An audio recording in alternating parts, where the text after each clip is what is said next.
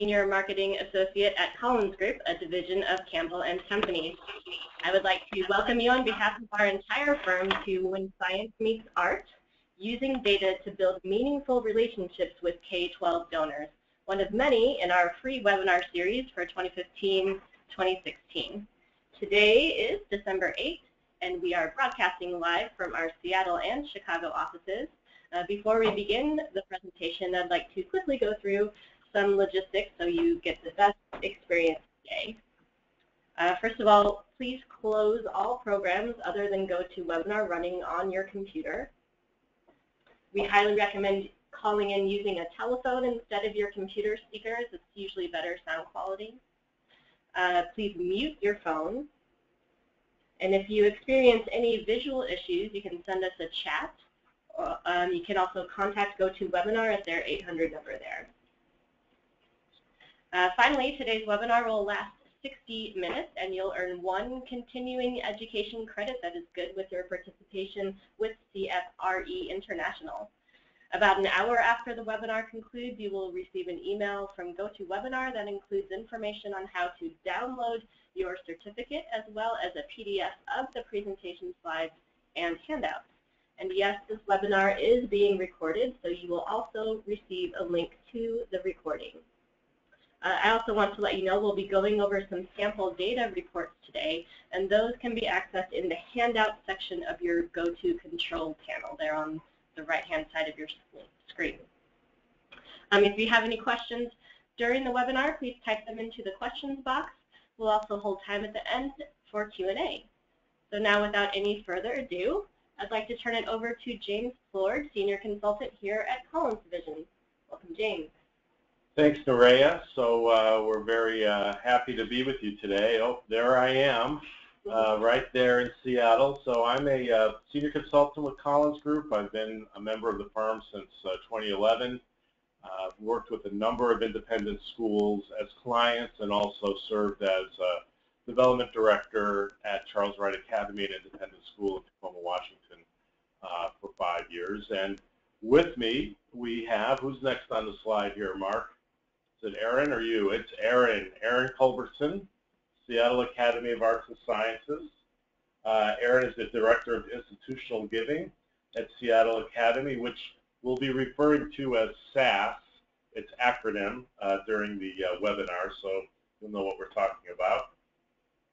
Prior to that, she was a prospect researcher at University of Puget Sound in Tacoma.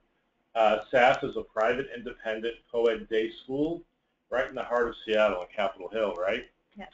It has about 760 students in grades 6 through 12, primarily a college prep school, and they're in the last phase of a $35 million capital campaign. So Erin is well-versed in research and its benefits.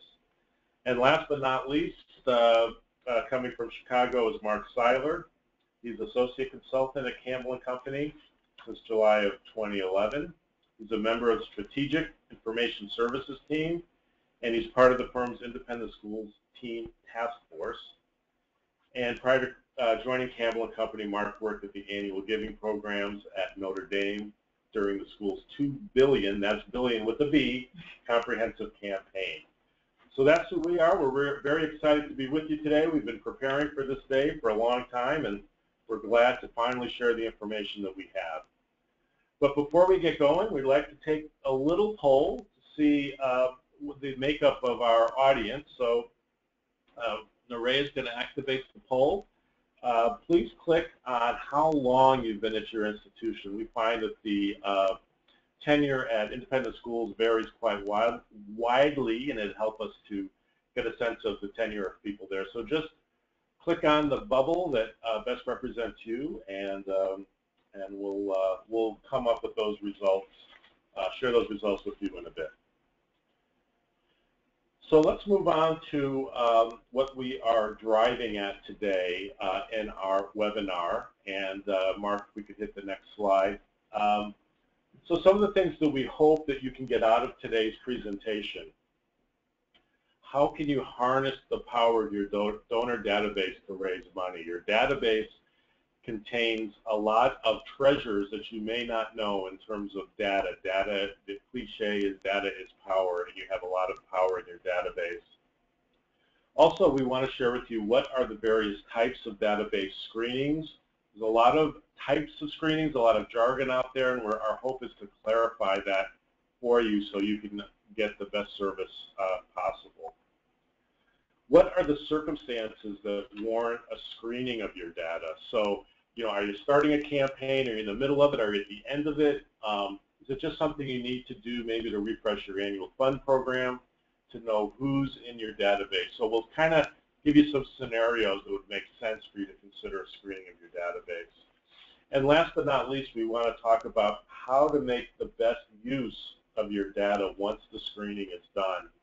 I might repeat this at the end, but the only mistake you can make in doing a screening of your database is not doing anything with it once it's done. So how do you take action, and how do you make that action meaningful? So the next slide, we're going to talk about why data analysis matters. And oh no, excuse me, we're talking about our glossary of terms, and Mark is going to handle that. So Mark, take it away.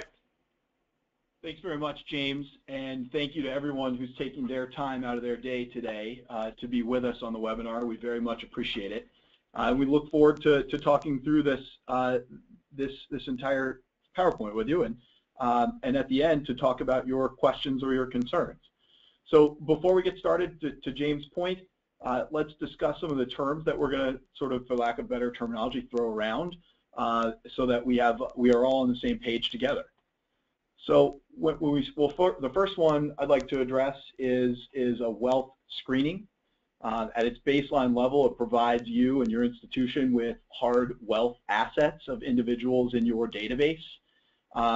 In other words, what it will allow us to do, ideally in the end, is to prioritize people from the most to the least wealthy, and at least in terms of what their publicly available data or their publicly available assets are. And those can range from real estate to publicly held securities to business ownership, if that is publicly available, to their respective income and compensation numbers. The next term, which Erin and James and I will talk about, is modeling. The key difference between a sheer wealth screening and a modeling exercise is that the model identifies what is a major donor based on socio-demographic factors, including age, wealth, affiliation, so on and so forth, in your database. Once that model is created, then the rest of your database is scored relative to that model. A capacity analysis. So ultimately, what we would do is take, and by we I mean James or I or some of our colleagues would take the information that comes from a wealth screening and or a modeling and work to analyze this data to identify and prioritize those people who are viewed to be as prospects or as future prospects relative to what the data are telling us. And then ultimately, our end goal will be to try to evaluate the overall capacity, and if the data allow us to do so, evaluate their inclination. And finally, this is a term that we use in the firm. It is unique to us. We refer to it as the best wealth indicator. So it's a rating for the firm. It's ideally what we do is put a single indicator of an individual's capacity and philanthropic ability for all of their interests over the course of 5 years. So what we'd like to do is take the information that the data are telling us, and or the data is providing for us, and put that in the context of a major campaign, whether that is a comprehensive campaign or it's a special project campaign. What we'd like to do is get a sense for what each person has that might have the capability to do, as if all of their philanthropic interests were in campaign at the same time. So it's possible that your institution may represent one of perhaps 3 or 5, or maybe in some cases people have as many as 10 philanthropic priorities. So what we want to do is get a sense for what might be realistic for you and your institution to secure from each of the people who are existing in your database. So what we'd like to do... Oh, yeah, Go thanks. ahead, Erin. So for context, I'll share a little bit about the experience at Seattle Academy doing a screening and an analysis, and then what we put into action after that analysis. And so when we started, we had actually been in our capital campaign for $35 million for about a year and a half. So we had done some screening pre-campaign, but we had not done a comprehensive screening of all of our constituents. And so we really looked at that time. We had raised about $16 million at that point, and we said, what can we do to make sure that we have done everything that we can do? So when we're at the end of this campaign, we really look back and say, we looked in all the places, we did what we could, and hopefully have achieved our goal, which I think we will. And so we also wanted to have realistic expectations, and for us, that meant that we wanted to add about 100 to 200 new prospects, and we wanted a new prioritized list. When we started, we knew that we didn't have all of the data that our vendor could analyze, but we did have enough data to start, and we wanted to use the data that we had to do the analysis that we could. Our team at Seattle Academy is about 4 FTE, which might sound to you like you wonder how we get our work done, or it might sound like we are plush with resources. So it's important to remember to make your expectations relative to the resources that you have on hand. So for us, that was 200 new prospects in our pipeline, and a new top 20 or 30 prospects where we could really focus our time. For you, it might be some other set of numbers or expectations, or your campaign may be of relative size. But before we began this process, the head of school, myself, and my top volunteers were all on board with the expectations that we had when we started. When we looked at the screening, we really wanted to make sure that we could add information from outside of our own narrative and our information that we had inside our organization, and look beyond the giving history at just Seattle Academy, which has been a great indicator for us of future prospects, but we knew we needed to broaden that information in order to broaden our prospect pool. And the modeling we thought would be valuable, and it turns out it was, to help us find new prospects who maybe are giving modestly to Seattle Academy, but have the potential to give much larger gifts.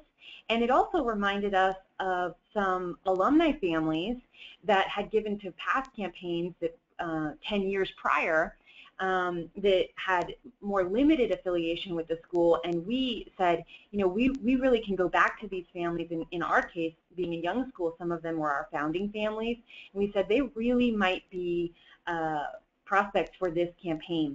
And we identified actually about 25 of them, identified a volunteer leader in that group, and invited those folks back to our annual event and to some follow-up one-on-one conversations, and were able to re-engage some of these folks with high capacity and high affiliation to our organization, and have seen some major gifts result from that effort. So Erin, I want to ask you a question here. So yeah. I was at independent school for 5 years, and you know, the sense was in a community like that, everybody already kind of knows everybody, and so between your board members and your past board members, it's a tight-knit community. Yeah. And so was there a sense that there's always a sense we already know everybody, so why do we need to do this data analysis? So my question is, A, did you ever encounter that, and B, what was the benefit beyond the knowledge that your people already had? Yeah, I would say that there were two benefits for us. One is that, particularly here in Seattle, the wealth and capacity stories of individuals is changing a lot and rapidly. So we were able to identify some folks who had changing capacity stories that could become our prospects for major gifts, where 10 years earlier or 5 years earlier, their financial picture might have been quite different. And also for us, we do have those volunteers that know deeply parts of our community, and we did sit down with those volunteers and do some sort of personal one-to-one list reviews and that sort of stuff, which really was helpful to us. But for me, this was a great way to get a comprehensive picture where I said, okay, I have this data bit from this volunteer and et cetera, and a few more volunteers, but this was a time to look at all of the data together, including some of that list review information, which we had put into our database, and get one picture of the whole story, which helped us reprioritize, refocus, and recreate our pipeline. Great. So we did both. Great, great, that's helpful, thanks. Okay, Mark, I think you're going to talk to us a little bit about the screening and what it does, what it doesn't do, et cetera. Very good. Thanks, James. And Erin, that was fantastic context. So we appreciate that. So from a data standpoint, let's go back to recall the sort of glossary slide that we went over initially, and let's talk about what a wealth screening does and ultimately doesn't. So a wealth screening does provide, as I mentioned previously, publicly available hard asset information, real estate, income compensation, publicly held securities, and business ownership, again, if it's publicly available. But it also indicates a donor's philanthropic history. So in other words, that Erin mentioned vendors. So there are several vendors that are able to complete screening exercises. Among them are Target Analytics, with whom we are strategic partners. There's also Donor Search and Wealth Engine, just to name a few. And ultimately what they are doing is they're searching out across the public sphere for information of what is available, and they return to you and your institution the gifts that have been made by people in your database to other places around the community and frankly around the country. So what they're doing is they're scraping things like annual reports and donor honor rolls for people's philanthropic history. So I've mentioned a couple times the raw data on the wealth of your donors, and then it also will return information on their affiliation with other nonprofits. For instance, if they are a board member or a volunteer at a leadership level with other nonprofits, again, whether those are in your community, your specific community, or they are around the country. They also can identify if people are involved with, again, at a leadership level, institutional and family foundations. So what does a wealth screening not do?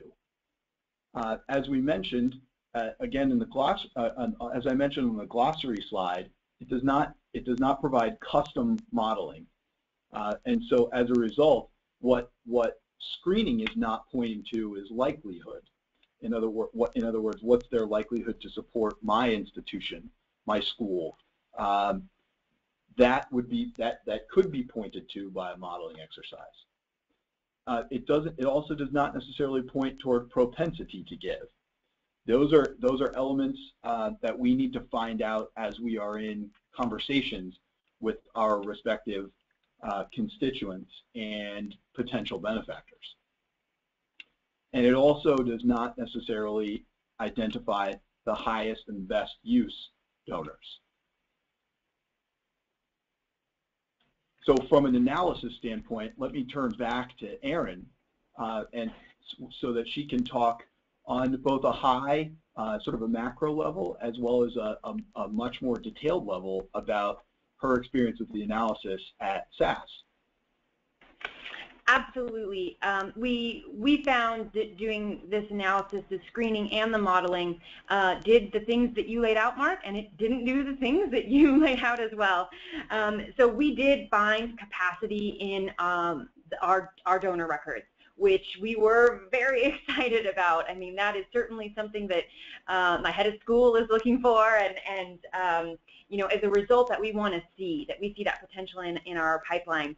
But those with capacity, according to our results, were underperforming, which is a very foreboding kind of word, and one that we didn't really love to see, but we understood what it meant in the context. And what that really meant was we saw people with capacity that weren't giving to SAS at the highest level of that capacity. And so what did that mean for us? And we took a look at that, and Mark pointed out that one of the factors in a screening is age. That's one of the things that our vendor could take into account. But in our database, other than our alumni, we actually didn't have great age information on our parents.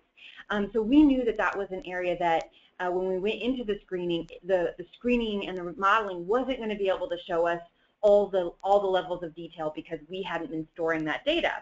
So it was a great lesson that maybe that's data we want to store in the future. But for today's results, the results we got from this screening, we were able to look at that and say, okay, we see some of these high capacity folks that are being identified as current top prospects, but we know that they are in our school in their early 40s, they have a 6th grader, they're very young in their philanthropic life, and so it might not have been that we agreed with every single result, but ultimately we were able to look at the results overall, identify some of these top prospects, and see the potential for the long term. Hey, Erin, I want to stop you there and maybe ask you and Mark a question. This thing about age. So I would imagine that databases probably have some inadequacies, whether it's age or maybe you don't have addresses. And, sure. Is there a way to backfill that? Are there any vendors out there that you could give, you know, a person's name, their address, etc., and through another source out there get age data, or is that really something you have to gather one by one as you're putting those records in? Mark, do you know the answer to that? Certainly, I'll be happy to launch into that. There is, again, there are tools available through vendors. I'll speak specifically about Blackbaud and their tools because, again, as Campbell and Company and Collins Group, we are strategic partners with them. So they have what they refer to as data enrichment services. Among those data enrichment services, you and your institution could execute exercises in, if you wanted to focus on age, for instance, you could do an age append. In other words, James, to answer your question, you could go back and backfill those ages that the institution may have missed in gathering data previously, and backfill those ages by doing an age append. Similarly, you could backfill things like email addresses, or we recently had a client that had a stack of paper alumni records that had gathered for literally decades in their development office. They had never been entered into the database, and so there was a group of about 1,200 of them. So they entered them into the database, and then with the help of Blackbaud and their data enrichment services, they executed a tool, or they used a tool called People Finder. So not only they were able to get the most up-to-date address information as well. So in short, that was a long answer to your short question, James. Yes, there are tools available. That's a great answer. I appreciate that. Thanks. All right, Erin, go ahead. Sorry to interrupt. Yeah, no, that's great. So for us, we were able to see that many of these high-capacity individuals were people that we were already managing, that we were already looking at them as potential prospects, but we also found a good number that we were not managing, and we added them to our pipeline of prospects. And we also, in particular, identified what I call the new top 20. And so we had a new top, I think it was 22 families that were really at the top of our prospect list that we wanted to look more closely at and that we thought might be able to help us, certainly with major gifts, but really some of the principal gifts that would help us secure our campaign total. So those are all excellent findings, Erin, and thank you for summarizing those for us, both at a high level and at a really granular level. So what I'd like for you to do is, particularly because of your background, Erin, as a prospect researcher, if you would talk about sort of the even further granular level of researching those new top 20 that you mentioned, I think that would be really helpful to our audience. Yeah, absolutely. So with this top 20, we knew that many of these families would hold the key in terms of their philanthropy to us securing our ultimate goal for our campaign. And so we wanted to look really closely at these individuals, and we wanted to make excellent and strategic plans for our engagement and solicitation of these families. So we did partner with Collins. I know I am a prospect researcher, so I do know the tenets and the elements of prospect research, but also our team being 4 people, for me, that's a little tight budget-wise for human resources. So we partnered with Collins, and they created in-depth profiles for these 20 families. We did a little research on our own as well, in particular looking at the narrative stories of the affiliation of these families with our organization. So we added that piece of color to the research. And we brought these 20 families to 2 strategy sessions that we did with our 3 top volunteers, our head of school, our campaign consultant, myself, and my campaign coordinator. And this team of staff and volunteers, you know, Mark, you pointed out earlier that an analysis cannot do a quote-unquote custom modeling. Well, we did our custom modeling in these strategy sessions, and we looked at these 20 families, again, about 10 families at a time, a little over an hour. It might have been close to an hour and a half each session, realistically. And we said, who are these people? Who knows these people? What are the right next steps? And what are we starting to think, based on this research and our own knowledge, might be the right ask amount for these families? And we identified strategic next steps for each of these families, and we've gone back to that conversation and back to those strategic plans a number of times over the past couple of years. Some of those families are yet to be solicited. They've been in a longer cultivation and engagement. Others have been solicited, and we've seen some of those major gifts. I think that's brilliant from an engagement standpoint. Not only in that you were able to come up with strategic plans for the people that you wanted to approach, but that engagement that you created at SAS with the people you invited to come and speak with you. That is real and important and lasting engagement as well. And I think it points to the fact that, you know, you can do all of your research and have that all in place, but boy, it's the human element that's going to bring it over the goal line every time, and how those two really work together to create the best results. So that's a good illustration there. I completely agree that it's the combination of those 2 factors. And in addition to our top 20, if we can move on, in addition to our top 20, we also identified, as I mentioned, the other 200 or so prospects that we added to our pipeline in general. So of course we couldn't sit down and do 90-minute conversations around each of those 200. So what did we do? Well, we knew that these potential donors, many of them were newer to our organization than some of our donors that had already given.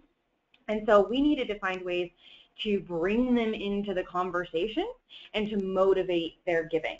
And for us, that meant hosting approximately monthly informational cultivation sessions about the campaign. We invited about 20 to 25 of these families. Well, we invited many families, but we capped the event at about 20 to 25 families, where myself, volunteers, our top volunteers, and often our head of school would be give a short presentation, maybe 20, 25 minutes, and then we left another 20 to 25 minutes for questions from that group. And it really created an opportunity for dynamic conversation in a small group. It was efficient for us, and it was a great tool for my volunteers to use to work their cultivations with their prospects, because they are the managers, are volunteers, and so they could invite their prospects to these events, have some great information exchange, and then do follow-up with these families one-to-one. We also outlined some matching gift mini campaigns. Again, I mentioned that some of our next wave of prospects were going to be younger, maybe earlier in their philanthropic life. And so with our campaign council, we tried to identify strategies to really stretch that giving. What's going to motivate that donor to give, and to give big to our school and to this initiative? And for us, we were able to do that through some matching gifts. So we had some of our seven-figure, don't be scared if seven figures isn't your number, but for us it was seven-figure $1 million gift that came from one family to help challenge the giving of many other families. And not only did that encourage individual stretch giving, but it also gave myself and our team of volunteers something to work toward in the interim that helped us stay motivated and feel like, oh, we really accomplished something. When you have a really big goal, breaking it down means a lot to keeping that motivation going. And along those lines, these mini goals were something that also came out of the analysis. We created really quite realistic benchmarks for the remainder of our campaign based on the data that we saw from this prospect pipeline that was created as a result of this analysis. We certainly had those benchmarks when we started the campaign, and we had done a feasibility study, so it was fairly realistic. But after a year and a half of active fundraising, we learned a lot more about our donors and what might happen. The analysis further helped us learn about that group and about the future potential of our next group of prospects. And our goals and benchmarks became quite realistic, and we have been hitting those targets, and it's been a great language to have in common with my head of school and my top volunteers and myself and my staff team to be able to be speaking about the same goals and achieving those goals together.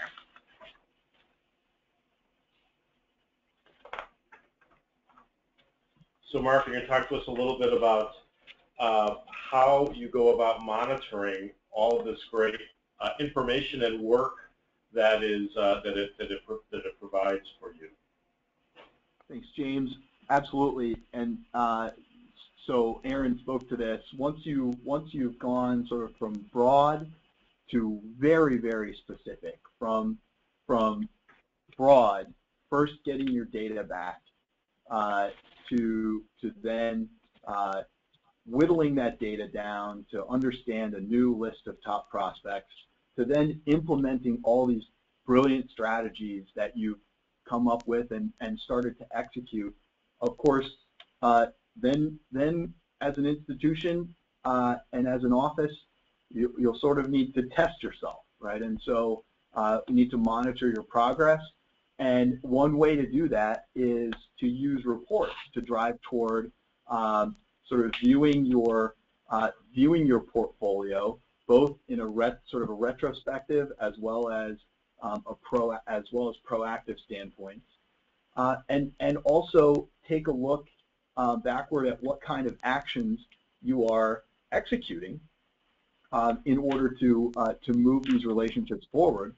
In the case of Erin and SAS, those monthly cultivation meetings and those strategy sessions are absolutely substantive actions that worked at SAS to move their current benefactors and then their future prospects forward in their relationships, their respective relationships with the institution.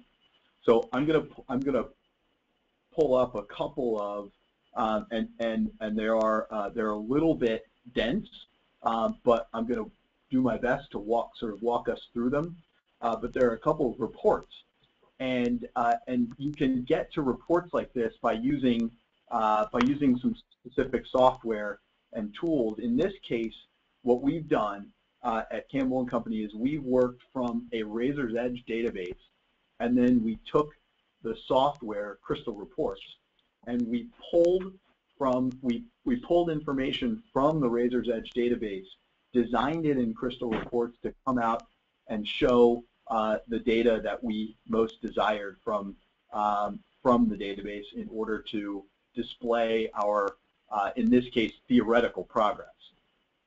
So this is what we refer to as a portfolio pipeline, and this is part one of basically a two-part report. This first part one, serves as a dashboard, and again, I realize that there's some small font on this slide, and so to Nerea's point, at the very beginning of our conversation, she mentioned that there were some materials that were available, and so if you need to access those, and so that side panel, certainly I would encourage you to do that. And so the first part here, you can see the bar charts. So let's take a look here at Allison Andrews. She's on the far left of our bar chart here. Along the right side in the key, you can see that the colors represent the respective prospect statuses. So that orange color represent those prospects of Allison Andrews who are in stewardship. The green represents those who are in solicitation. The yellow represents those in cultivation, and the blue represents those in qualification. And so you can see Allison's respective portfolio is roughly 61 people big. And she has, at this given time, it looks like she has a group of about 18 of who are in cultivation, and then almost 30 people who are in solicitation, and then a group of roughly 15 in stewardship. And so she's working each of those respective prospects through the relationship management cycle. And so if you direct your attention to the table underneath the charts, then you can see here, you can see Allison's line there that outlines along the top. You see the relation, again, the prospect statuses, and then you can see some numbers that are associated with the number of dollars she has asked of these folks, the number of dollars based on her conversations with people, the number of dollars she expects to come in the door from those solicitations, and then underneath the dollar numbers, then you see sheer numbers of prospects she has asked, the number of gifts she expects, the number of gifts that have been funded, and then her overall number of prospects. And so we can see, again, so I said there were almost, it looks like from the bar chart, there are almost 30 people in solicitation. We can verify that down in the table below. She has 28 prospects in solicitation. At this point, she's asked them in aggregate for almost $1.4 million, and based on her conversations, she's done quite well in that she expects 1.329 to come in the door, and of those 1.329, $80,000 have been funded. And as we take a look at the prospects next door, the 14 prospects in stewardship, you can see that those dollars have started to flow in the door, and that of the $1.369 million she's asked of her prospects who are in stewardship, $560,500 have already come in the door. So this is sort of, again, this is sort of the dashboard. This is the overview of this, what we refer to as a portfolio pipeline report. So as we really dig into as we dig into portfolio pipeline part 2, this is the detail that comes behind that sort of broad overview. And so again, as we're thinking about these, so let's think about these 14 people who are in stewardship. We're going to take a little bit deeper look at those people. So of those 14 people, let's take a look at the first one. Her name is Clara Daniels. So she is a friend of this organization. At this point, along the top of our report here, you can see that the left-hand side is going to represent sort of their bio information. It's going to represent their name, their constituency code. In this case, if we're working with an institution from which you would receive a degree, it will have the degree and year if applicable, spousal information, and then the constituency code, degree, and year if applicable of the spouse. This next column will be their gift information, specifically last gift amount and date, largest gift amount and date, and then their summary information, so their total giving amount and the total number of gifts that they've given to the institution. And then this next column represents where you would track if you are at an institution where you have the resources to create formal proposals for prospects. You could track the proposal name, the purpose of the proposal, the status of that respective proposal, and then the people who are going to actually be responsible for saying the words, will you support SAS at the $1 million level? And then again here, so this column represents where the data that lives that will populate that sort of summary dashboard view. So we have the asked amount and date, the expected amount and date, and the funded amount and date. And then on the far right-hand column, you have action information. So in the case of Erin and SAS, what they might have recorded here is 12/8/2015 strategy conversation, and then here in a brief summary, they would summarize perhaps who was involved in that strategy conversation, and maybe the names of the prospects that they discussed, and then what the next action dates are and types for the people, for the prospects whom they discussed in those conversations. So again, I understand this is sort of thick information. Hopefully, you have a clearer view now of what you might track. Again, to Erin's point, as you dive into an exercise like this, you may not have all of this data going in. In fact, frankly, there are most institutions that do not have this data going into an exercise like this. But as you work through, whether it's a screening or it's a modeling, or once you have screening and modeling, a capacity analysis, then you can sort of look backward at the exercise and say, we could really do a much better job of tracking, to James's point earlier, whether it's age or perhaps it's email address. In this case, we're talking all about relationship management information. So perhaps we need to do a better job of tracking the size of gifts that we've asked for, the number of dollars we expect to come in the door based on those conversations. And then perhaps our institution could increase our frequency in tracking next steps. So as we move forward to an action summary, we have again we have a summary of the types of actions that are common in relationship management, and then the prospect or the relationship managers who are associated with those. Again, we have a bar chart at the top, a table at the bottom to fully represent or to fully explain what's going on in the bar chart above. But you see that sort of the common pieces used to keep a relationship moving forward: mailings, meetings, phone calls, and sort of task other sort of catch-all bucket. So as we continue moving forward, I'll pass it over to Erin to speak from SAS's perspective about monitoring.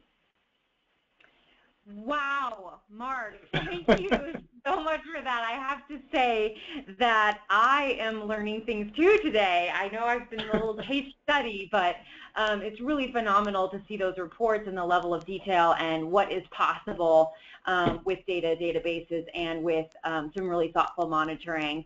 I have to admit that at Seattle Academy, our reports aren't quite as fancy as that, but we do find monitoring to be a critical component to our success.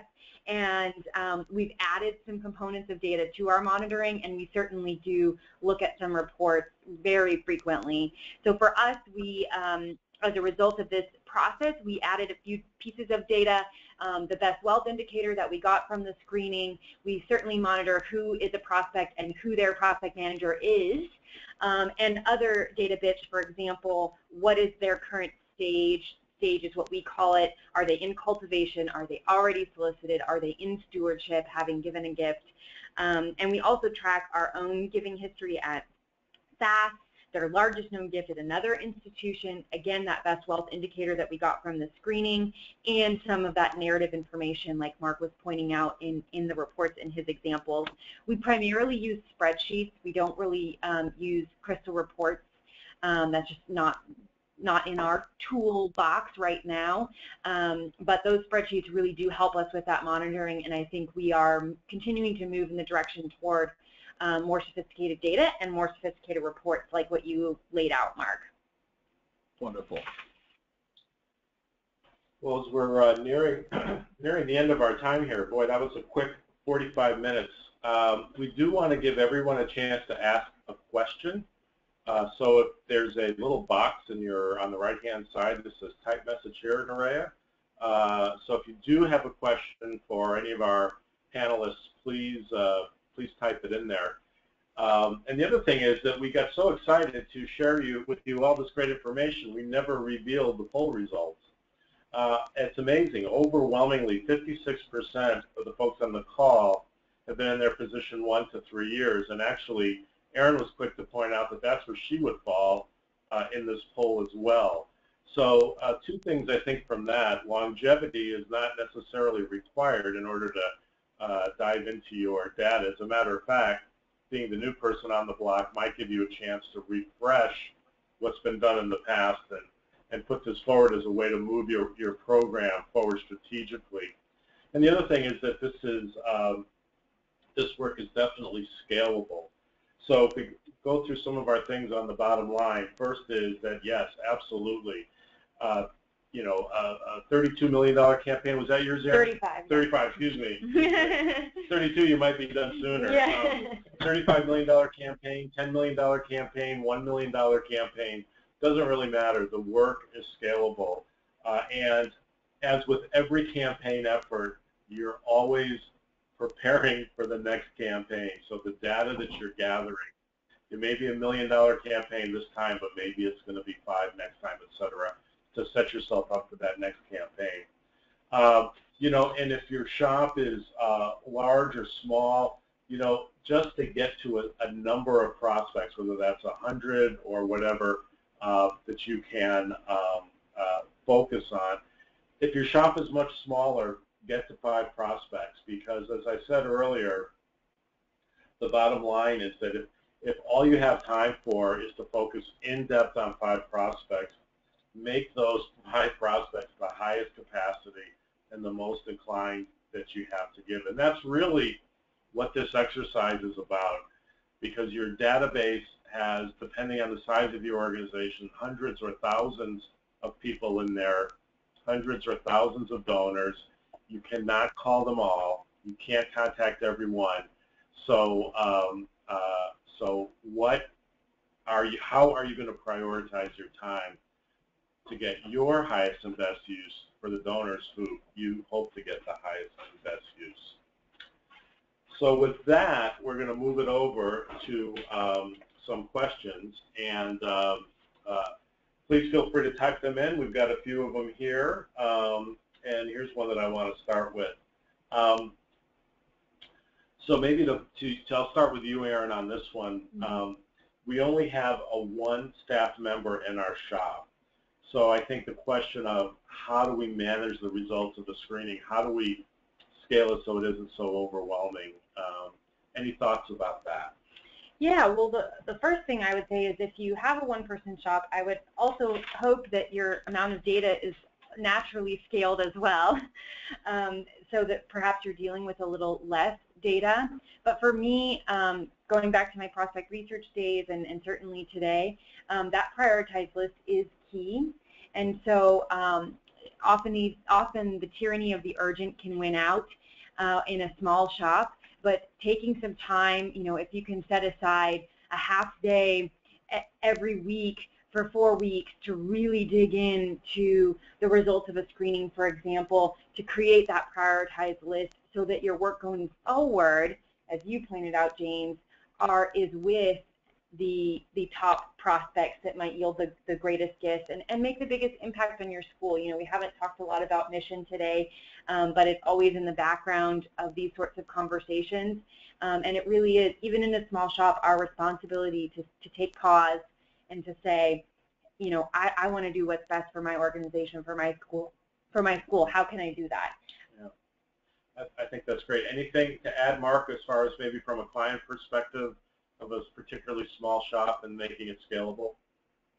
No, I think I'd go back to sort of that last slide there where you, James, focused on the fact that it's scalable work. So if you need to get to the top, whether it's 5 prospects, 100 prospects, or 250 prospects, whatever that element is, or whatever that number is, but be realistic when you're adding the human element to the context, because data will come back, and data is wonderful in that it provides us with information we likely didn't know about our prospects before. But when adding the human element, when thinking about where our institution falls in that person's list of philanthropic priorities, it's important to be realistic. For instance, if Bill Gates is on SAS's list somehow, Bill Gates has some other philanthropic priorities, and so perhaps SAS will not see a 7-figure or 8-figure or 9-figure gift from him. But be realistic about what his relationship is with the institution and what he actually might fund. That's great. One question that came in, excuse me, Erin, you talked about these strategy conversations, and you talked about several of them that really went quite in depth. Could you just give a little bit more specific of the kinds of things that come up in these strategy conversations and how they move you to taking the next step? Absolutely. We really looked at each family and their narrative story and the sort of facts of other gifts or capacity or any understanding of assets. So for our campaign, we're raising funds primarily for 2 buildings. One is essentially a new STEM building that we call a stream building, so it includes a lot of science and technology. And the other is the permanent home for our middle school. And so when we looked at these research reports that we got on these top families, we saw some people might have backgrounds in the tech industry. We saw that they had been giving to innovative, maybe medical areas, and we thought that that might lend to an affiliation towards our projects. We also saw the stories that we know internally, that their children are younger, for example, and might benefit from our building that's primarily focused on that permanent home for the middle school. Additionally, we were able to gain insights, in particular from some of our volunteers who had maybe worked with some of these individuals on another board and been aware of their giving at that organization, maybe another organization in the community, which could help us set our sites appropriately for a proper ask amount. And that was all of those pieces of data, narrative, personal stories. We kind of put that in the middle of the table together, and we said, okay, here's what we know, and then led a conversation of, okay, based on what we know, what action might we take next? Who's the natural partner to reach out? What might be the key objectives of that first meeting? And a sense of what the next step might be after that. Oftentimes, though, we did reevaluate the next step before we embarked on that second step, but we had a sense of a sort of 2-step, where are we going in that first conversation, and then we were able to reevaluate in future conversations. So that leads us kind of to a follow-up question that came through here. You know, we've used the term best use donor. How would you describe, maybe in more detail? Are you talking about somebody who's maybe not giving at their capacity level, or how would you define that best use donor? I think for us, what we're trying to do at at any level in our portfolio, in our pipeline, is to make the best ask that we can make of any donor at any level. So that 7-figure potential prospect, how can we respectfully and strategically approach that person and make a well thought out request for their support for a project that might appeal to them and be roughly in the right level of an ask amount. So let me follow up with that, because this, I think, happens to a lot of us.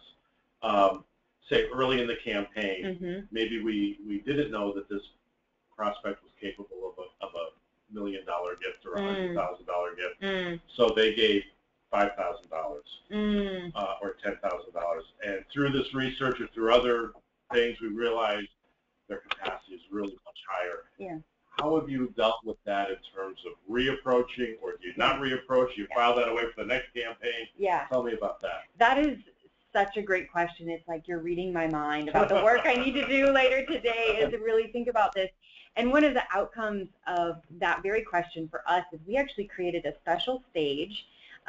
So we have folks in stewardship, which means they've given a gift to this campaign, and then we have a special stage that we call stewardship second solicit. Oh, okay. And so for us, what that means is we are stewarding the gift that they've already given at whatever level. Maybe it was $5,000, maybe it was $100,000, but we see a potential for a second ask. In some cases, some of those prospects have said, this is what I can do now, ask me again later, so they've made the invitation. In other cases, we've learned something about capacity that might indicate that we want to go back. And in other cases, that first gift was very early in their tenure with the school, and so we think that building that relationship over time with the school, there might be potential for another gift. But it's been something that we've really treaded lightly on in our work, because we want to make sure that the thank you and the gratitude is loud and clear and front and center for the support that we've already seen. And when we have approached, in a few instances, kind of going back and asking again, we've done that really, really thoughtfully. We've really identified the right person, the right reason why we're asking again for additional support, and been very mindful to respect that the donor already has made a gift. Right. And I think something to keep in mind is that in every campaign, nobody, so you're building a couple of buildings, for example, nobody is more invested to seeing those buildings built than the people who gave the gifts at the beginning of the campaign. So if you're, toward the finish line and need to get over that final hump, they're already invested and they really want to see that happen. They've already indicated, which doesn't mean carte blanche, go back to everybody and ask them for a lot more money. But keep that in mind, that it's not as wild an idea to go back and ask for a second gift within the same campaign, I think. Yes, agree, particularly if it's over a period of time. Yeah. Okay. Well, we have time for like one more question. And again, I think this might be directed more toward Erin. So we talked about your top volunteers and those volunteers you have in your strategy sessions, et cetera, et cetera. Give a little criteria for what you would consider a top volunteer. Is it their capacity to give big gifts? Is it their gregarious? Give us just some examples. That is a great question, and I think it's probably somewhat unique to each organization. But for us, those folks who were in these conversations that I described were our campaign co-chairs and our board chair. So they actually were sitting in those roles. But how did they come to be in those roles is another question. And I would say that for us, giving commensurate with capacity was something we really looked at. Initially, all of our sort of campaign leadership were trustees, so they were already sort of deeply invested partners to the school. And for me, as a staff member, a huge factor is, do they want to do the work? Yeah. Are they going to be motivated? We do have those 4 FTE that I described, but a huge part of our campaign is volunteer-driven. They have to be willing to partner with us in using their networks. They have to be willing to get out there and have the coffee and have the conversation, to make the phone call, to send the follow-up email, to be in conversation with me about what's going on. And I've been so fortunate to have a number of volunteers, even beyond those 3 that I described, that really do have all of those qualities. But that interest in doing the work has been huge for us in being able to be successful and keep our batteries charged and keep moving forward and excite our community about this effort. That's great, Erin. We're right about at our time mark. If you could hit the next slide, I just wanted to show that if you have any further questions, there is our contact info, and Erin has been very generous with her time, and I know in helping colleagues help to understand this issue. Thanks to Erin, thanks to Mark, Nerea, everyone who helped put this webinar on, and I'll turn it over to Nerea now to take us out. Yes, thanks, James. On behalf of Collins Group and Campbell and Company, thank you for joining us today. I also want to point out that a brief survey will pop up on your screen as soon as the webinar ends. And some of you may remember that last July, Collins hosted an in-person brown bag at our office for independent schools. That one was about building endowment. We'd like to do more of that. We would love to hear from you what topics you would be interested in. So please, it'll just take a couple minutes to share your thoughts with us, and it'll be so helpful to develop more programming like this in the future. Thanks again, and have a wonderful day.